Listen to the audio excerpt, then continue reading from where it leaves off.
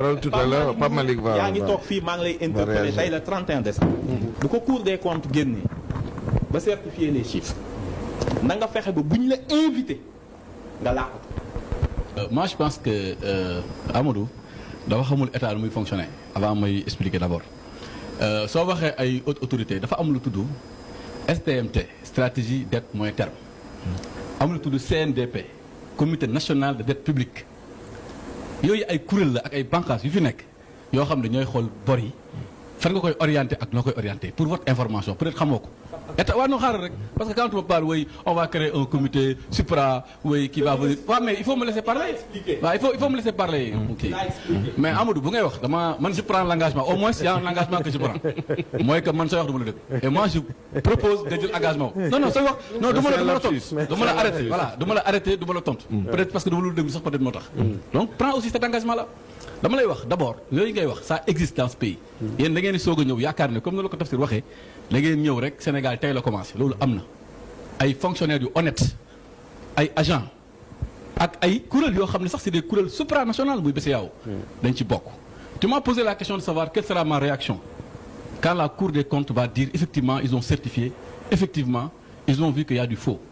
Normalement je me poserai la question et je dirai à la Cour des comptes on nous a dit que c'est les meilleurs fonctionnaires qui sont à la Cour des comptes. On nous a dit que la Cour des comptes est outillée à tous les moyens pour voir tout ba sax mën a gis Pape Malick bu jël benn marché jox ko keneen détail boobu mën na ko def.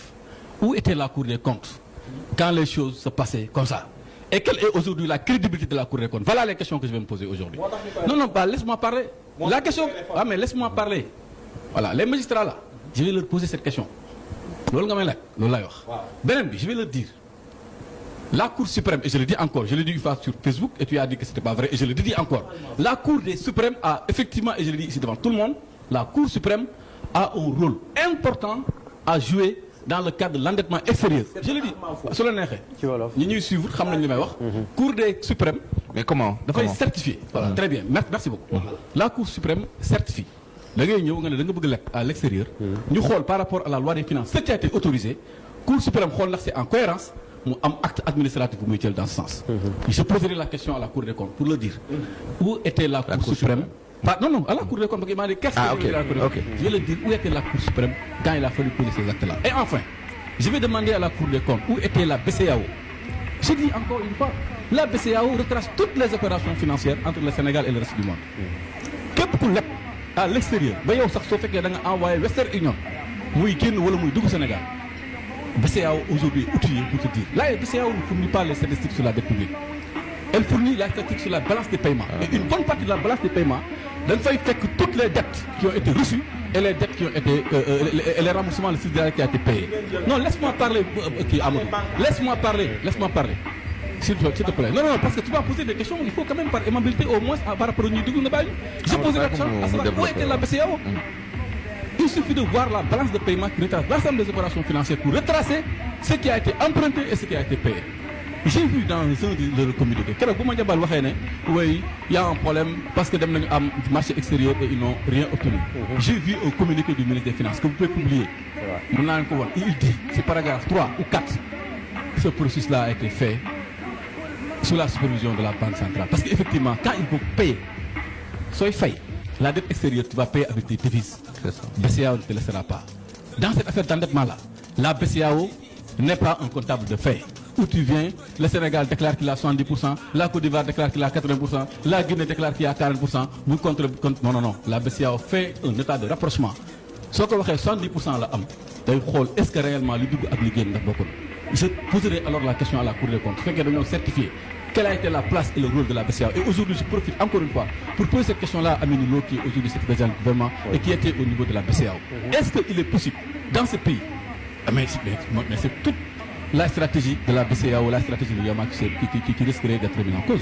Ce fait que des États sont capables de déclarer, dans le cadre de la surveillance multilatérale, des chiffres faux alors que ni l'UEMOA ni la BCEAO ne sont en mesure de. En tout cas, non man waxuma Union européenne bàyyi ma yeggali donc pour vous dire waaw non laisse-moi parler man je parle pas de l'Union européenne man je parle de l'UEMOA je parle de la BCEAO je parle du Sénégal non laisse-moi parler s'il vous plaît laisse-moi parler c'est pas non mais da nga may bàyyi moom c'est pas pour là mais quand même bàyyi ko mu continuer.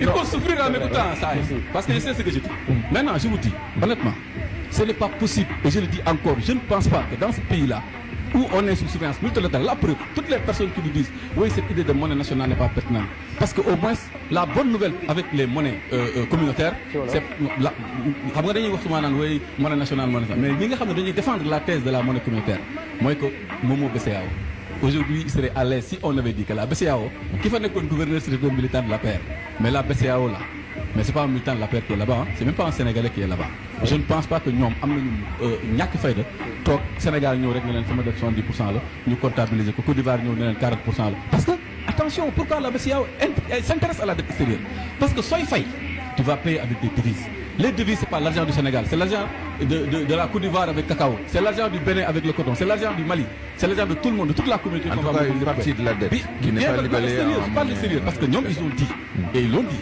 qu'une partie de cette dette est une dette extérieure donc man ma ne suy am xanaa dañoo jëloon xaalis bi dugal ko ci ay avions échapper tous les circuits bancaires et tous les systèmes ñu andi ko directement Sénégal et le jour où on rembourse noonu lañ koy def beneen question bi may posé mooy ñan la ñuy leb ñooñu nañ ñu wax ñan lañ. mais et la dette. dinaa ñëw foofu dinaa fi ñëw bien sûr je suis à l'aise